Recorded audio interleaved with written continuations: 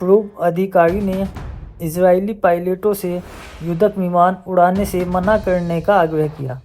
एक पूर्व उच्च पदस्थ इजरायली कानूनी अधिकारी ने इजरायली पायलटों से कहा कि यदि प्रधानमंत्री बेंजामिन नेतन्याहू अपने विवादास्पद न्यायिक सुधारों को लागू करने में सफल हो जाते हैं तो वे इजरायली सरकार के युद्धक विमानों को उड़ाने के लिए स्वेच्छा से काम करना बंद कर दें। शासन के पूर्व तथाकथित राज्य अटॉर्नी मोशे लोडेर, जो अदालतों में तेल अवीव का प्रतिनिधित्व करते थे, ने शनिवार को इस योजना के खिलाफ अब तक के सबसे मजबूत विरोध प्रदर्शनों में से एक के रूप में यह आग्रह किया। उन्होंने कहा कि पायलटों को न केवल अधिकार है बल्कि दायित्व भी है कि वे उस शासन का विरोध करें जो आक्रामक और धमकाने वाले तरीके से अपने एजेंडे को आगे बढ़ा रहा है। उन्होंने आगे कहा कि इस योजना के लागू होने पर शासन एक तानाशाही में बदल जाएगा। लाडोर ने पायलटों से शासन को संबोधित करने का आग्रह करते हुए कहा, आप तानाशाह बन रहे हैं, इसलिए मैं आपके विमान नहीं उड़ाऊंगा। उन्होंने जिन कथित सुधारों की अवैध के रूप में निंदा की है वे शासन के सर्वोच्च न्यायालय को नेतन्याहू के चरमपंथी मंत्रिमंडल और नेसेट इजरायली सांसद द्वारा लिए गए निर्णय को रद्द करने की क्षमता से वंचित करते हैं।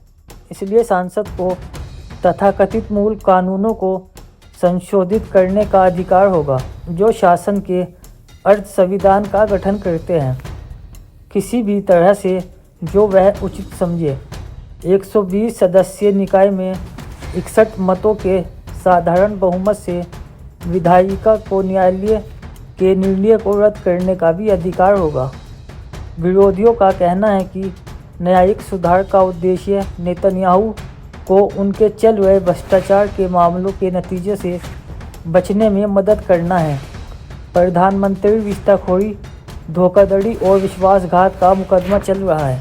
लैडोर ने याद दिलाया कि प्रधानमंत्री जो इस योजना को आगे बढ़ा रहे थे, अपने पूर्ववर्ती एहुद ओलमर्ट की तुलना में अधिक गंभीर आरोपों का सामना कर रहे थे, जिन्हें 2009 में रिश्वत लेने और अपने पिछले कार्यालय में न्याय में बाधा डालने के आरोप में जेल की सज़ा सुनाई गई थी। उनकी टिप्पणियों पर नेतन्याहू, उनके सहयोगी और अन्य लोगों की ओर से तीखी टिप्पणियां की गई। प्रधानमंत्री ने कहा कि लाडोर की टिप्पणी सर्वसम्मति से निंदा की प्राप्त है। उन्होंने कहा, युद्ध के दौरान इनकार करने का आग्रह, विशेष रूप से किसी ऐसे व्यक्ति द्वारा जो कभी प्रवर्तन प्रणाली का नेतृत्व करता था, लाल रेखा को पार करता है। उन्होंने आरोप लगाया कि लाडोर की मांग लोकतंत्र को खतरे में डालती है और हमारे भविष्य को खतरे में डालती है। इजरायली राष्ट्रपति इसहाक हर्जोग ने भी कहा कि इस तरह के आग्रह से शासन की सुरक्षा को नुकसान पहुंचता है और विभाजनकारी बयानबाजी को फिर से भड़काने का खतरा है, जिसे हमें पीछे छोड़ देना चाहिए।